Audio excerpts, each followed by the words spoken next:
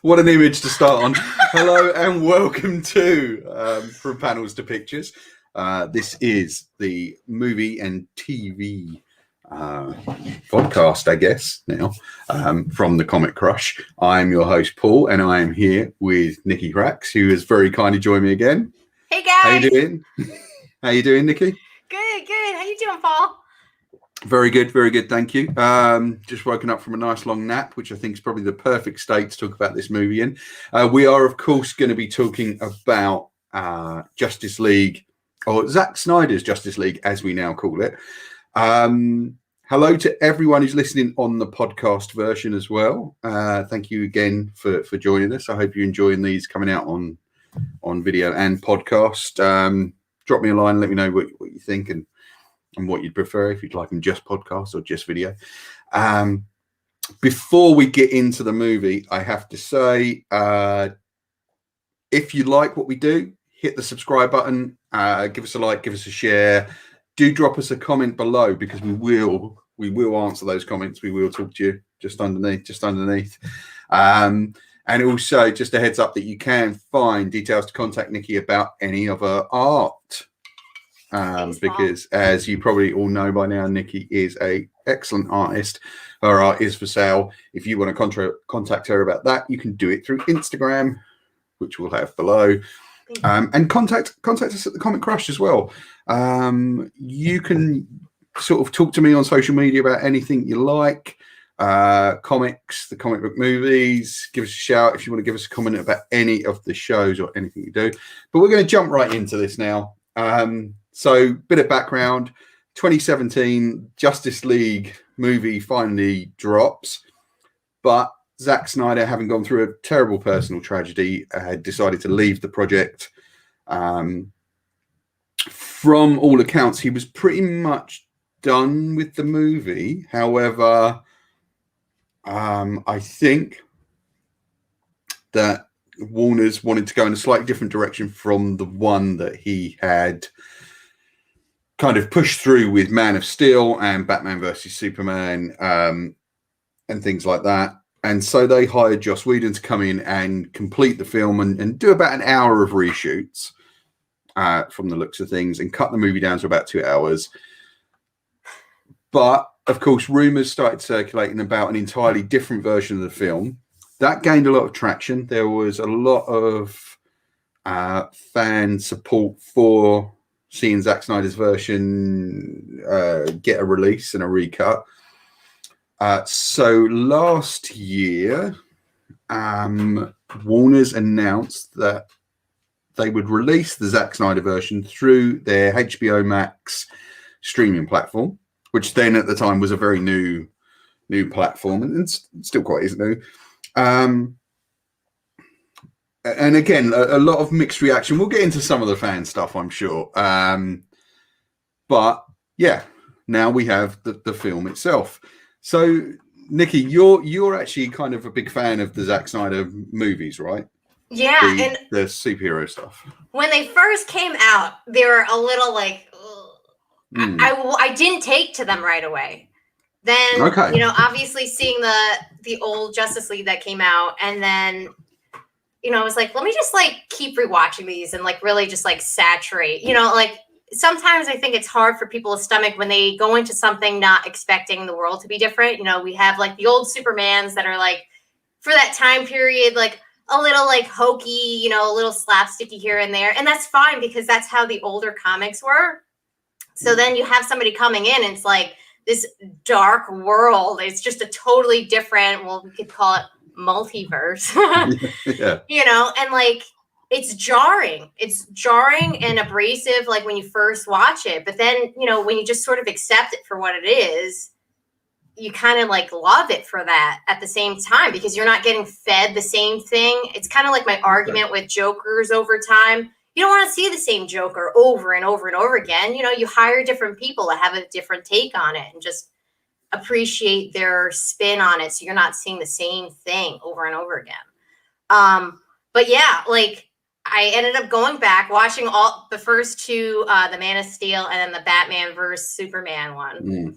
And then I watched the Joss Whedon one of Justice League, and then got right into the Snyder version of it. So like I was cracked out by the end of it. Like, you know, it's like a lot of watching. Like, did you do the whole thing in one go? Because I had to watch in 2 or 3 chunks because it's a 4-hour movie, we should say. Also, I've got to remind people, for anyone who hasn't seen it, probably maybe switch this off and come back to us afterwards because we are going to do spoilers. But 4-hour movie, it's all in a 4:3 aspect ratio, which I think has been done because a lot of the film was done in IMAX. However, like we'll get into that. I don't think there's any really need for it to be in a pillar boxed. So you'll have black borders on the side of the screen rather than the top and the bottom when you see it. And it certainly was the way I saw it over here on Now TV. But it's a long movie.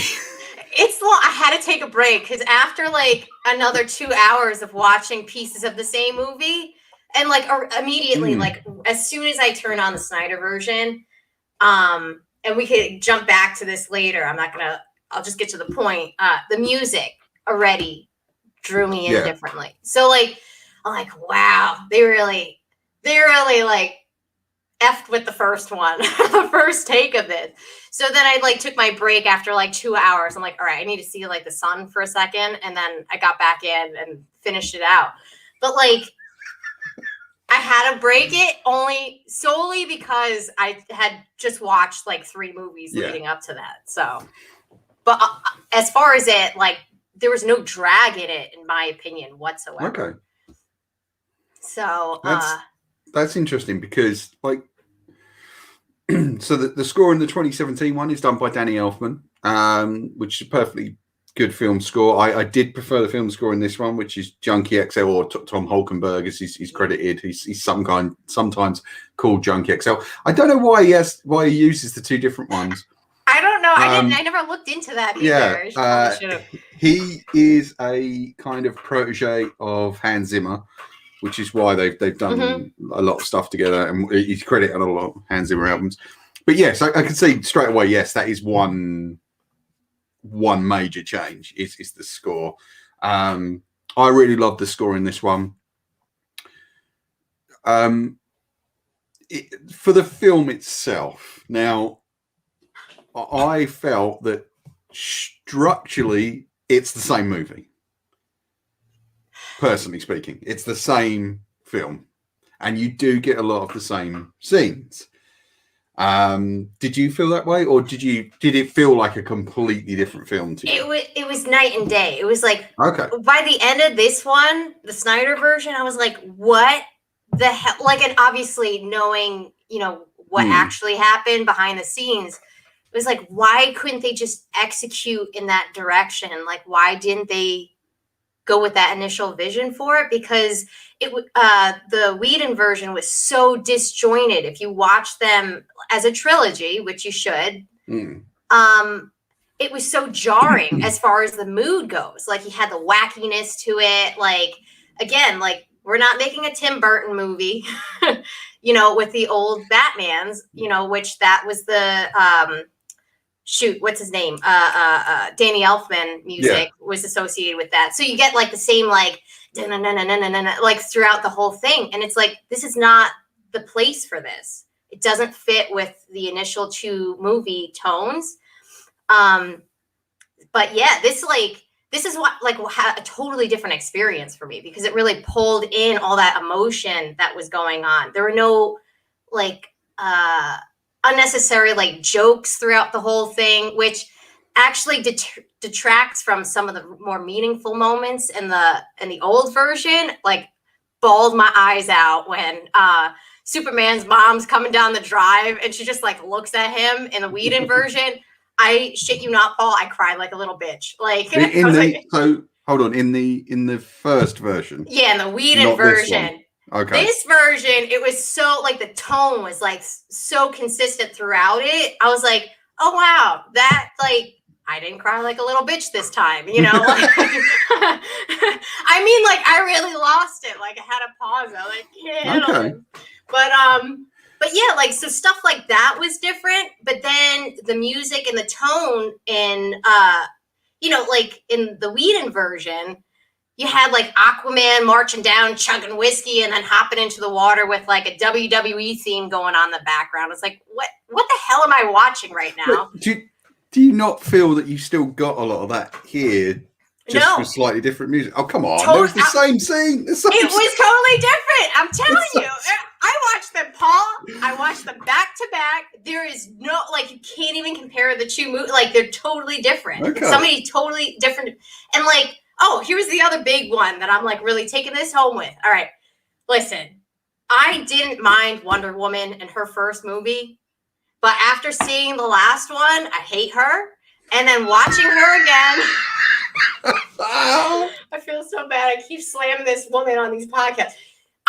I could not effing stand her and Josh Whedon's version of her versus Snyder's.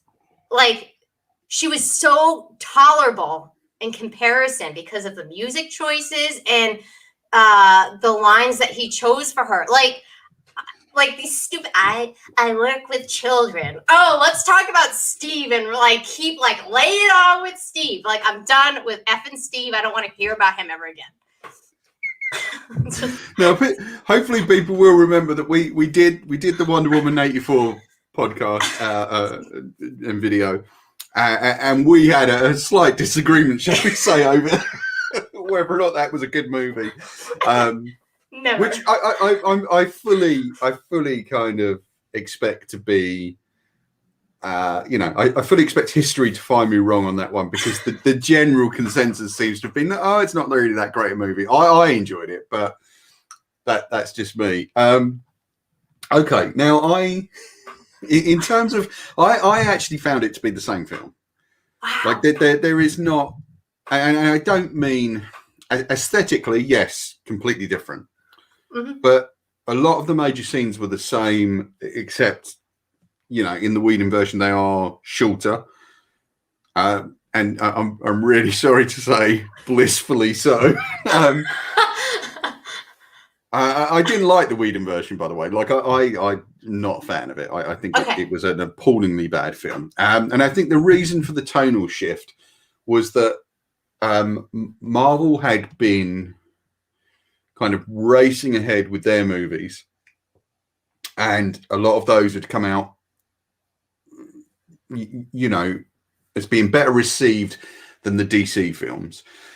And what had happened was somewhere that there was a decision to kind of shift towards that tone, because they felt that was what was missing. Now, I think Zack Snyder's problem, if you want to say that, and again, I've tried directing movies. I'm not very good at it. So my hat's off to him for being able to make those choices. And one of the things I picked up sort of over the years was I did manage to talk to a VFX guy. I can't say his name or the company that he worked for because he asked me not to. Lovely guy though, but he'd done work for both Marvel and DC on their movies, and he said that the difference between Marvel and DC is, if you want to make a change on a Marvel movie to a VFX shot, that has to go through a lot of people. If you want to make a change on the DC movie, you're just dealing with Zack Snyder.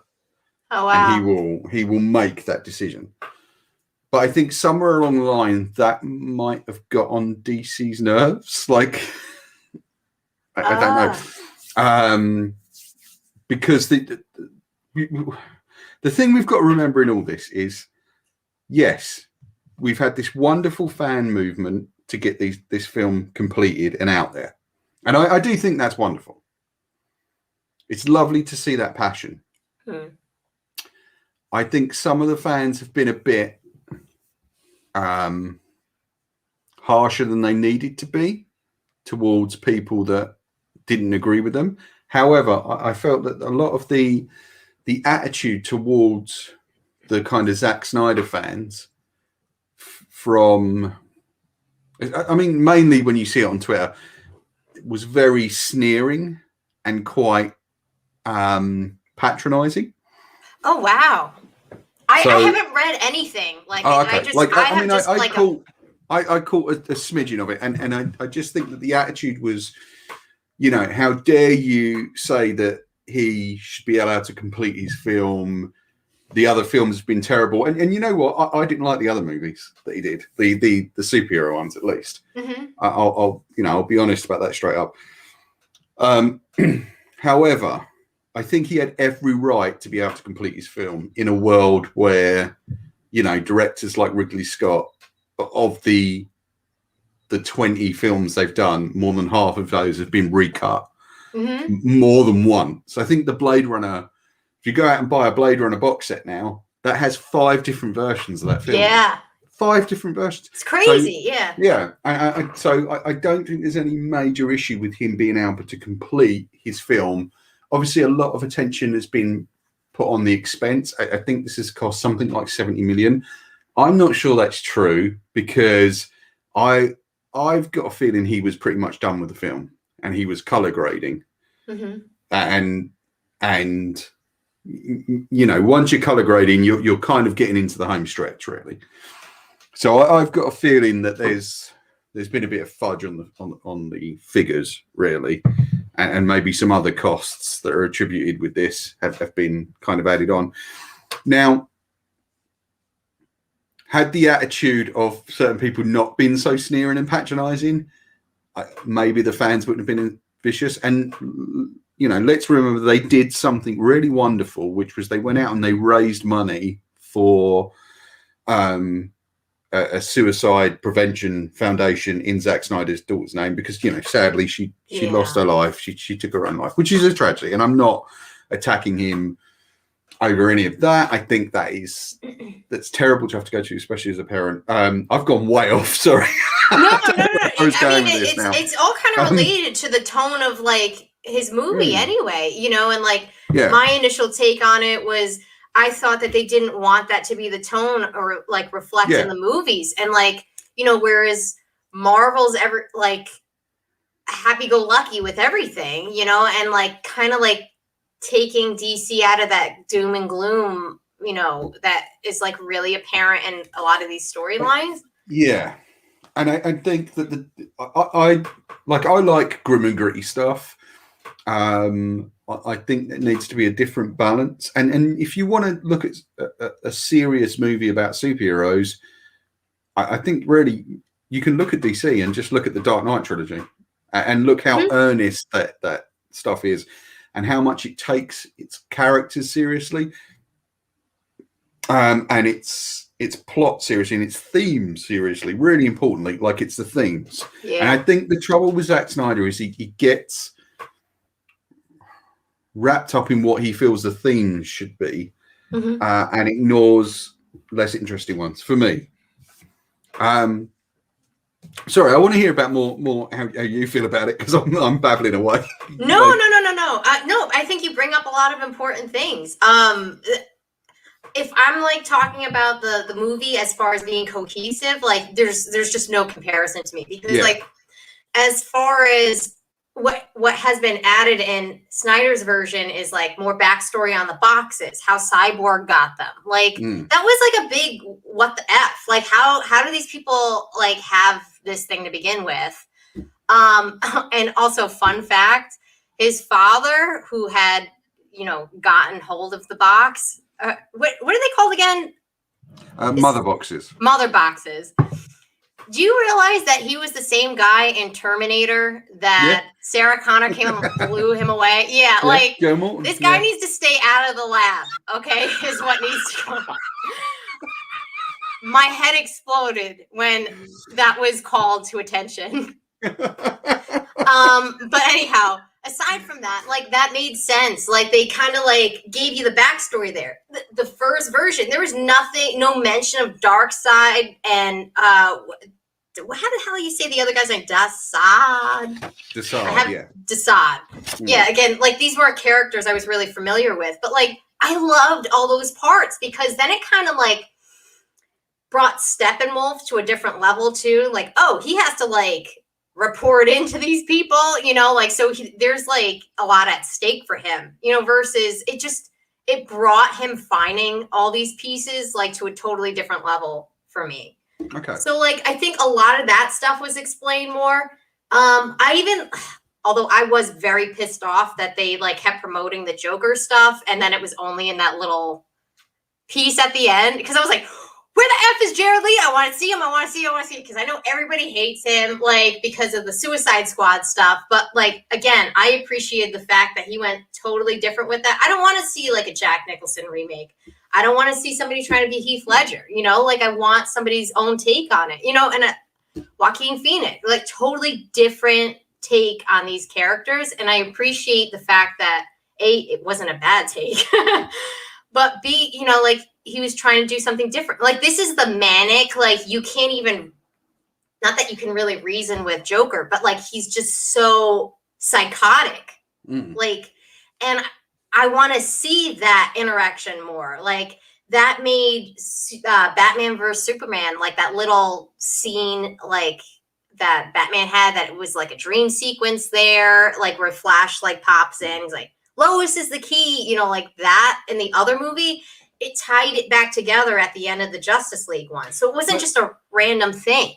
I mean, I still found with that sequence, you're still not getting the answers as to why Lois is the key and why. Like, and it's annoying that, I mean, one, you'll never find out now because it looks like there's not going to be any more Zack Snyder superhero movies, which I'm fine with. I want more. Well, you know I love the horror stuff anyway. Yeah, sure. That's my mood. And the thing is, like, I would say to all, if there are any sort of Snyder fans watching this, and of course to you, Nikki, like, if you enjoyed it, great. Like, I think that's good. I'm glad that people have got the film that they wanted. Like, I genuinely am, because I think it in an era where fandom does seem to be driving the conversation, does seem to be driving the direction that people want to going with these films. I think this kind of was an important step. Now, I'm not sure how much it will be driven by fandom after this, because I think now it's kind of very much, okay, you've had your fun. Yeah. Now we got to, you know, keep an eye on the time and the money. The tonal shifts are, yes, tonally it is consistent. Unfortunately, the thing I found is that tone is miserablest, and I just don't. And yeah, all right, the Christopher Nolan films were quite miserablest, especially when you get to Dark Knight Rises. You knew that I was going to go there. Yeah, with that comment. I know.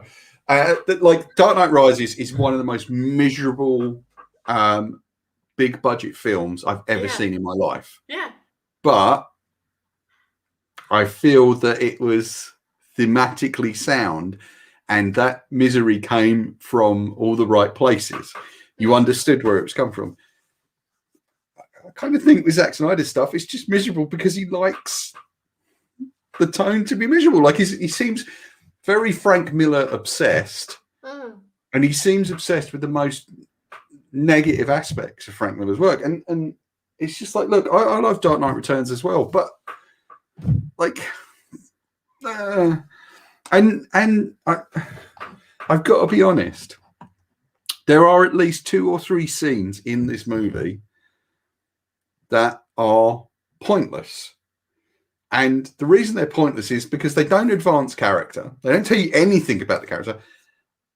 And they don't advance the plot. And for me, that makes them entirely redundant. And I'll pick out the ones that. I'm like, so you're like, so, blowing my head. Like, so you kind of hit on it. So there's the scene where Aquaman rescues the guy who's caught out in the middle of the storm, right?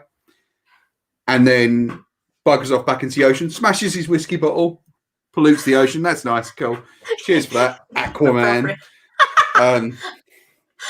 And yeah, so that scene entirely what does it tell you? Nothing. What does it do to advance the plot? Wait. I'm gonna jump in right there. Okay. Go on. I think that is important for the character development from the standpoint. Okay. Aquaman's an a-hole. Okay. He really is. But still, He didn't let that guy die in the ocean. And still drowned. Well, why didn't he just like leave him there? Swam his ass all the way back to land. And then he's like, you know what? I'll take this because I did you a favor. And I'm going to let you know I did you a favor. And then just pops off, does whatever the hell he wants. Even like... It's just, like, what's...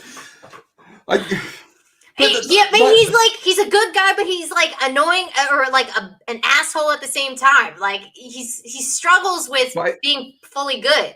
Okay, but I think that's information you get in the next scene, because isn't it the next scene where Steppenwolf turns up to Atlanta, or like the next underwater scene along is the one where Steppenwolf turns up for the mother box. Yeah, so he struggles. But you get all that from that scene. Like you just didn't need. Like it was entirely narratively pointless. It like built up with him. You know, I think they did that well with every character. I feel like I actually knew something about some of these characters. Right. I'm willing to kind of. Yeah, I know it's gonna be a hard sell, but like, no. I think everyone's entitled to an opinion, and if that's your opinion, I'm like, that's fine. I'm not attacking you. It's no. I never feel that, and I hope you don't feel like I'm jumping. No. But like, you know, with the whole Aquaman thing, again, like another character I can't like stomach too much, but like, you have like this struggle with him. Like he feels like his mom abandoned him. Like he has like a mom issue, and like he's like, you know what, like. I don't want to deal with these people. I'm like, well, this is your responsibility because this is what your mom would have done. Well, my mom left me. You know, like there's that internal struggle. Cyborg, same thing. Like his father was never around. He was always in the lab. Like he does not like his father. That was not present in the first version of this at all. Like he died in a car with or he got hit with his mother in the car, and that's how she died. He was close with her. So like now he's stuck with a parent that he wasn't really attached to, you know, like that's why they have that back and forth.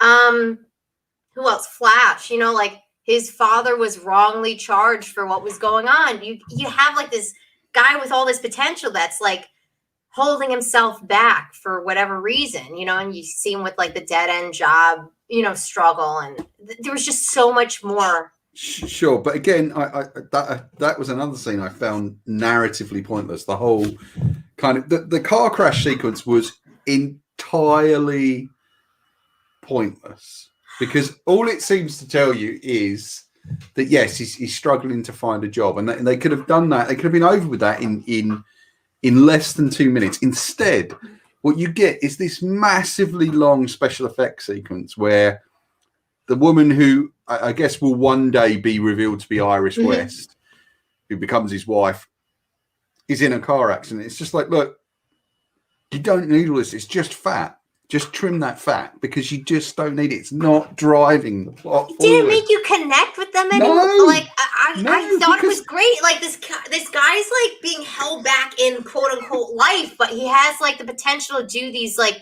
he's tapping into his superpower. You know. That's a wonderful way to look at it, actually. Yeah, you're completely right. That is a wonderful way to look at it. But I just don't feel, as a scene in the movie, it's necessary or needed. You could have done it another way in a different scene. 2 hours. Yeah.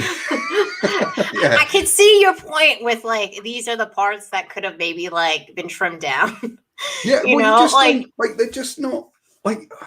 This is what I get frustrated. I rarely get frustrated with people indulging themselves in movies just for the sake of indulging themselves. And there's a great thing on like one of the Transformers movies. I think that it's probably even the first one. And there's like the commentary on the Blu-rays. I listen to a lot of that stuff because I just find it interesting. But Michael Bay in the commentary goes, well, and it's an entirely pointless thing. He goes, this scene is just in the movie because I wanted it in there. And it was just like, right, there you go. That's the problem. Because you wanted it. Can let's stay with this for a second. Go on. You know, at the end when Joker comes out and he's talking about giving Batman the reach around? Yeah. Like what the F line? You know, that... Later on, after thinking about it and watching that part over and over, like, how the hell could this have gone into the movie? Then I was like, rationally, is Joker acknowledging him and Batman are both like not entirely good, so they're jailmates together. And then, Eric ended up looking into it, and like it apparently Jared Leto was just like going on a tangent, and then he's like, "Oh, he's never gonna make it in the movie." But then he even said it to Snyder, and he was like, "Oh, just fucking watch me." Like, and the guy puts it in the movie, like, right. But there you go. Like, I mean, that's what I mean. That's kind of not yours, but that's your ego talking. That's not what the film wants. And I think the thing with film is, having tried, having gone through writing and things like that, is the film will tell you what it wants to be quite quickly. Mm-hmm. And you may start out thinking, oh, this is a film about this, but the film will start to tell you what it wants to be and what it needs to be. And I just don't think he's listening to the movie. And I just found all that stuff to be, it's just like a kind of, this is just posturing. Like, it's all just posturing. And I saw this thing once from the Nerd Writer, who I absolutely love. I love his videos. And he did one on when the trailer for the Whedon version came out. They were like, well, not for the Whedon version, but when they'd introduced the funny stuff inside the film. And he was saying, look, everyone is talking like this is going to solve, like adding jokes will solve the problem of Zack Snyder's film. And he was like, no, it won't, because here's the problem with Zack Snyder's films is that he loves moments. Yeah. But he doesn't know how to build them into scenes. And I think that's true. I think he does not understand film structure properly. I think at one time or another, I felt he did really get it, because I think Dawn of the Dead is amazing. And that's a well-structured film with good scenes. It's fun. It's, horrific. It's everything you needed that film to be. I think 300 was a great movie. Yeah. I love 300. And I think once he started making superhero films, and once those became hits, and then that allowed him to kind of really indulge in stuff, and you get things like Sucker Punch, which I think is a bunch of ideas all thrown together, rather than starting with a really good idea and letting something flow naturally out of that. I think once you start getting into that arena, you've got problems, because he's just indulged. I've got a feeling that Army of the Dead will be a good movie, personally. But I don't think this is a terrible movie. I think it's an interesting experiment. I think it closes off his group of films quite nicely. You don't need that sequence at the end. You just lose that. What? And the film wouldn't. That was another thing that annoyed me. It just wouldn't bloody end. It's just like, come on, like, it's done now. Come on, it's not. It wasn't like Guillermo del Toro, like, never ending. It like what? That guy can't end a movie. What?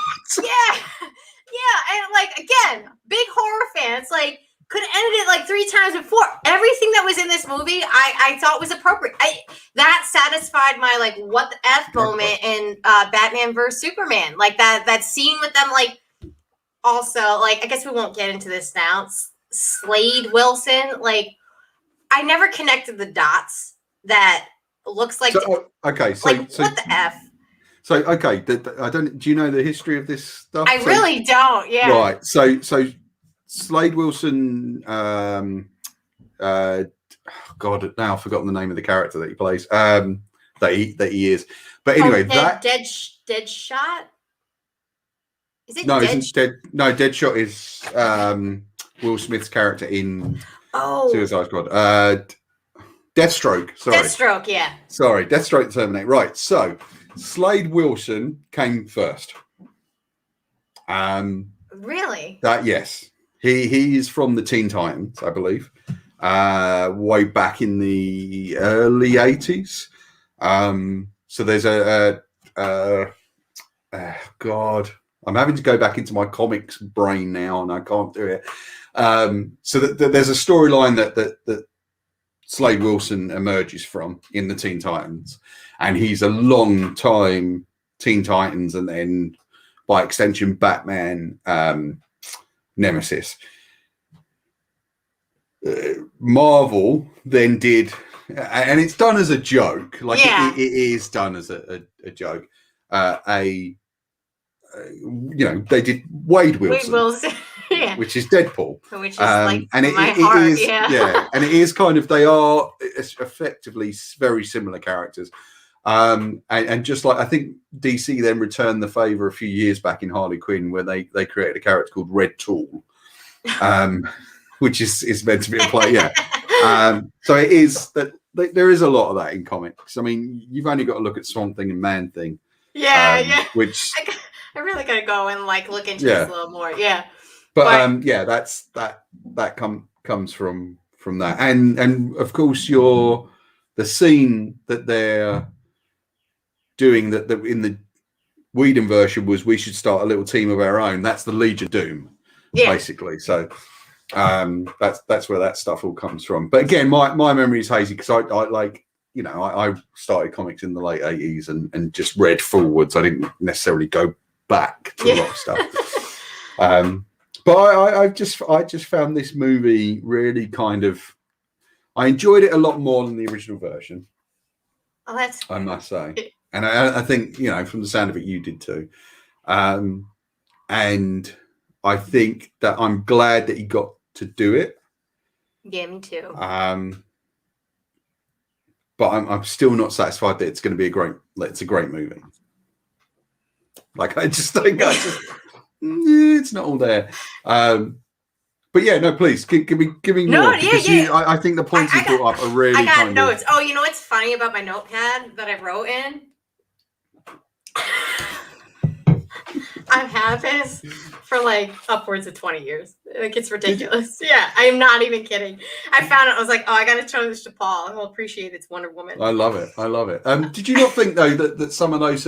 I mean, I felt Snyder's handling of the action was not as good as some of Whedon's stuff, and in particular that Wonder Woman sequence in the kind of courts of justice at the beginning was kind of looked worse That's exactly where I was going. I like how she gets rid of the bomb, saves everybody, and then blows out that one guy, the bad guy, through the window and like explodes the whole side of the building, like with her own power. Like, I saw that, I was like, what the effing hell?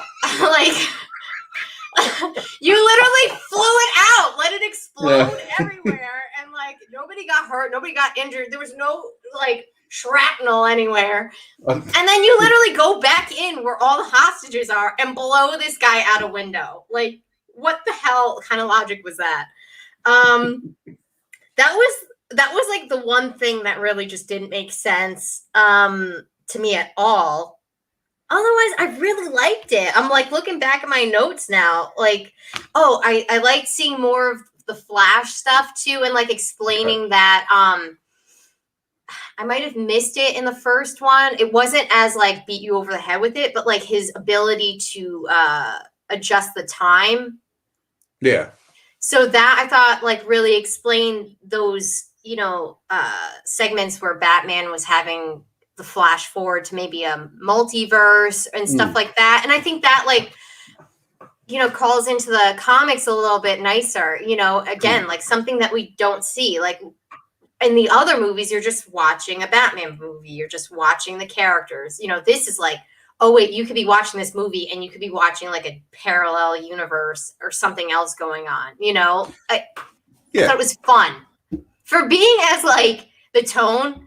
I thought it was fun as far as playing with that aspect of it.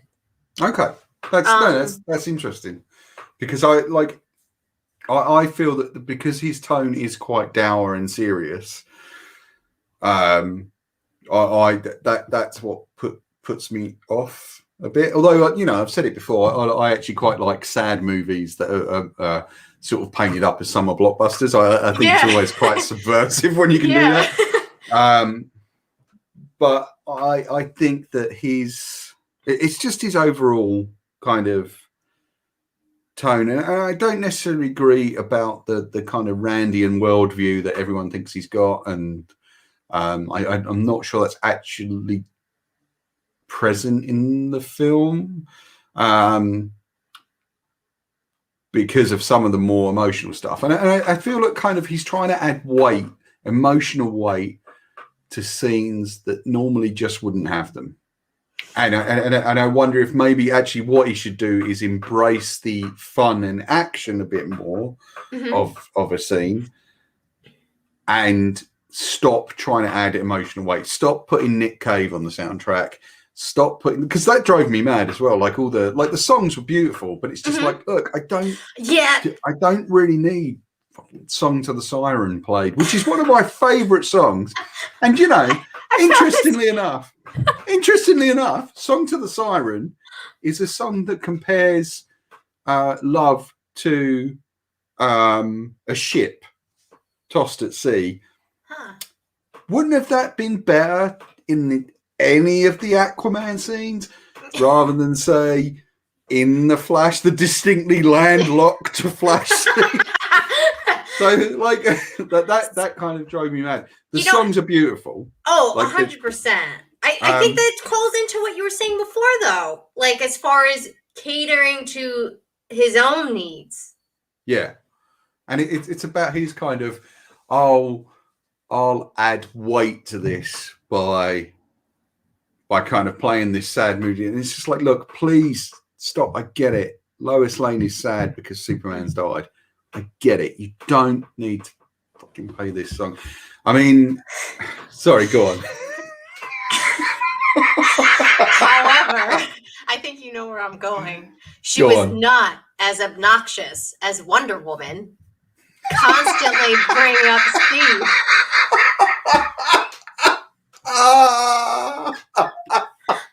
I get it. You're gonna go get your coffee, give it to the cop, hang out at the place. Like, she's not saying shit. Like, she's just like eating that feeling, and like we're feeling it with her. Not, oh, I knew somebody that could fly that plane.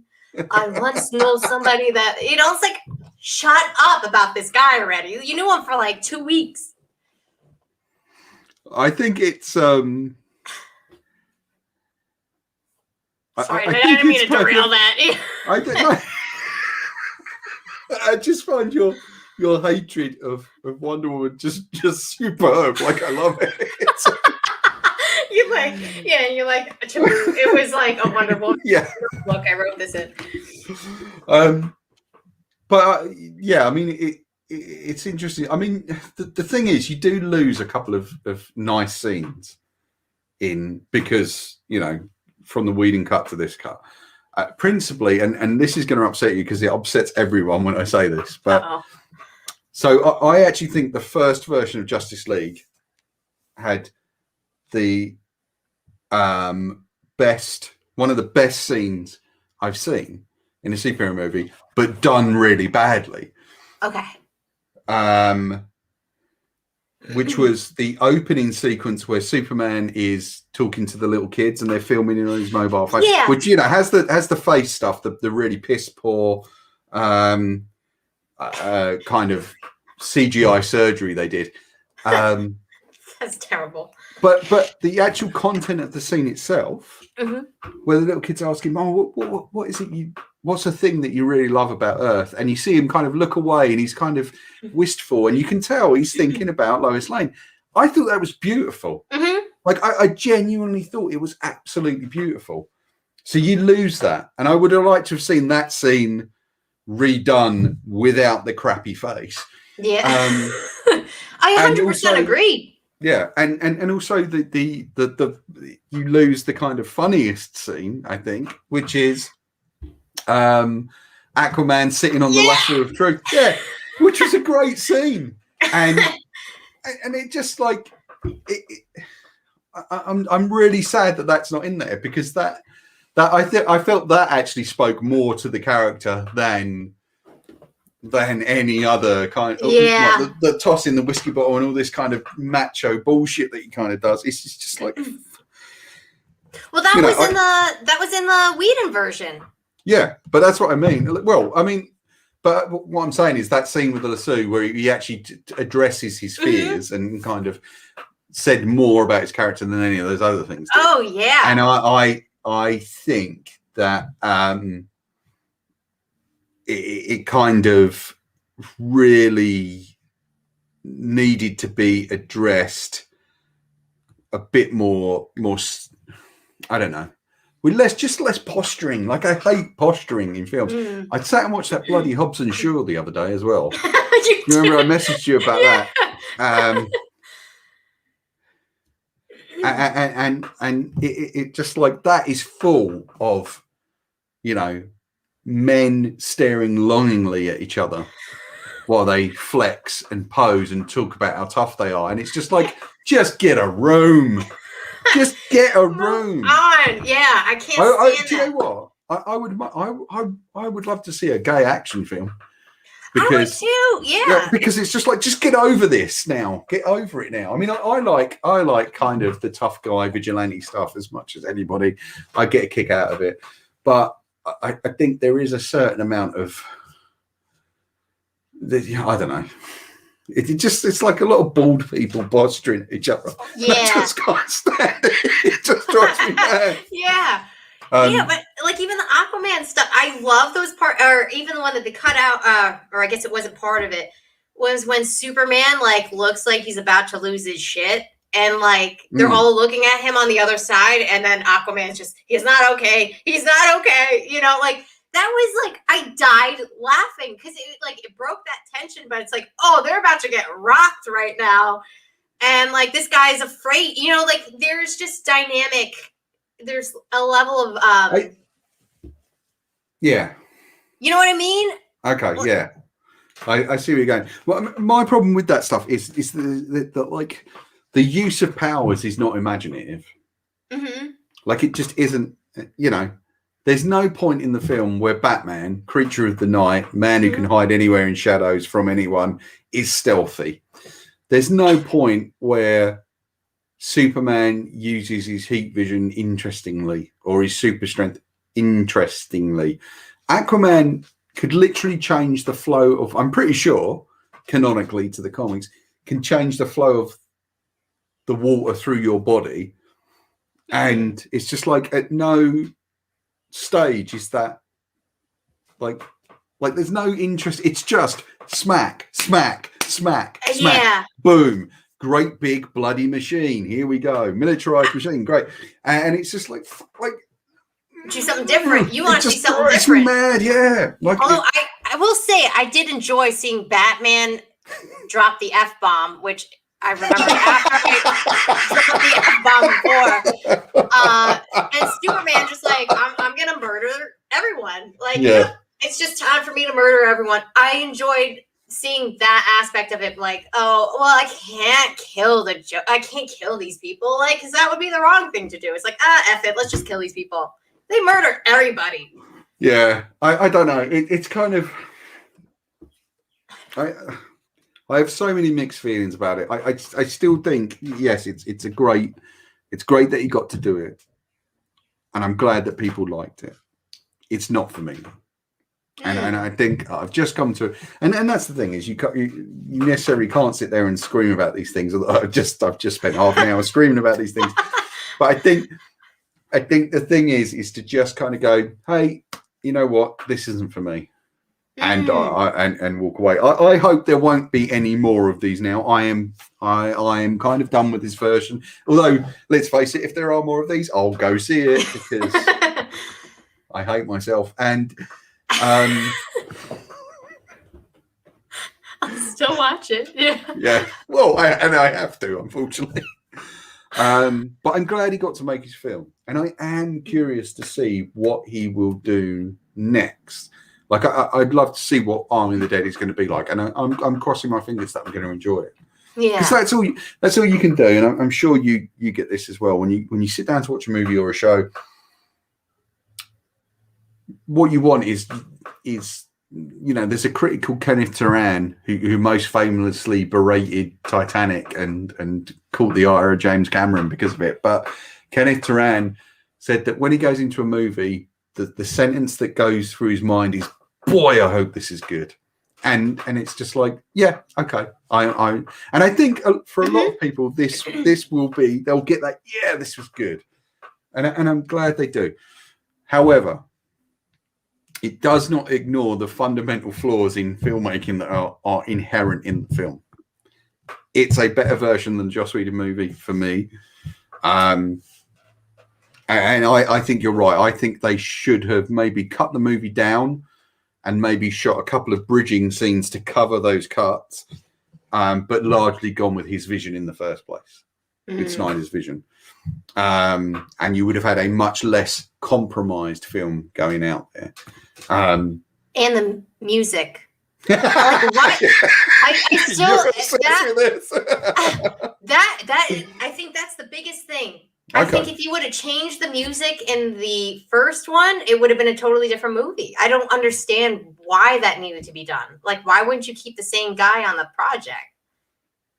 Yeah, I don't know. I don't know what's happened there. They maybe wanted a surer superhero hand, because the thing with Danny Elfman is once he did Batman, that's it. It was Danny Elfman music on every freaking superhero movie. Like every superhero movie just had the Danny Elfman style. And I'm not knocking that. It's good music. I like Danny Elfman. I think he's a very interesting composer. I do too. Some really wildly experimental stuff at the time. And see, I got his music. That's the Batman one. Wow, I was wondering about that, because that's a lovely. That's the vinyl, right? Yeah. Those were lovely albums. I don't have them because I don't have a record player, or $200, but. But they sorry. They carried over from when I had a job. Yeah. Oh wow, those halcyon days! I remember what that was like. Earning money. Yeah. But yeah, like I like his music. I love it in the Tim Burton movie. I think it fits with Tim Burton's execution of it. Yeah. However, there's an ongoing joke at my house that anytime there's a score from Danny Elfman, I will fall asleep. I can't. I think it's great. I just, there's something about it that lulls me a little bit. I can listen to that and just fall asleep. Maybe it's those really deep, sonorous kind of sort of church style music that he does.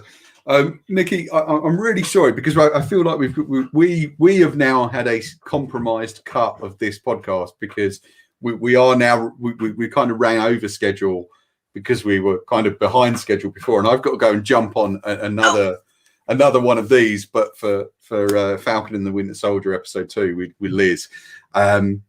So I'm really sorry to cut this short, because I've really loved this today, and I feel we could have got a lot more into this and got a lot more meat out of it. I'm hoping you'll come back we're going to do Patreon only kind of group chat, you, me, Keith, I hope, and Liz. Who hasn't seen the movie yet, but he's going to watch it this week. So I'm hoping you'll come back for that. Maybe next week we'll do that for the patrons, and you'll get a chance to kind of voice more of your love for this. I'm really sorry, but I want to thank you for doing this. Thank you. If people want to find your art or your music, because Nikki is a terrific musician as well. I really enjoyed her music in the past, and her art indeed. Where would they find that? Find me on Instagram, Slanted Line. I have links out to music if you want to hear it, or just to say hello. Just message me. Yeah, and likewise, you can get in touch with me at Comic Crush Paul, or at the Comic Crush on Twitter and Insta. And of course, check out thecomiccrush.com for articles and information about comics. We've got loads of stuff on there. We've got loads of new stuff coming up in the next few weeks. There's a web store where you can buy comics if you need to. So yeah, just check out thecomiccrush.com. Catch us here every week. At the moment, we have running the Falcon and the Winter Soldier show, the worst team up ever, which is myself and Liz. We've got From Panels to Pictures, which is this show. Which often features Nikki now, but the next one I think is, I can't remember what the next thing is we're doing.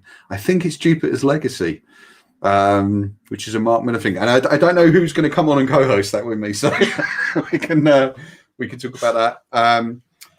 But yeah, give us a shout anytime. Drop us a comment below. Contact us at The Comic Crush on Twitter and Instagram. I'd love to hear from you guys. Let us know what you think of the show, of the movie, and yeah, just give us a shout. And do check out the Patreon, please, because there's lots of great stuff you can get if you're a patron, and you can be a patron from like £2 a month, which is nothing really. Or you can make a donation now. There is a donations button if you want to help us keep going, because this is all done in our free time. We would love to expand it and do more of this. If you want to do that, you can drop as little as £1 in there, and that helps me hopefully pay my contributors. That's my big goal for the year, is to actually be able to give my co-hosts some money for their time and their expertise.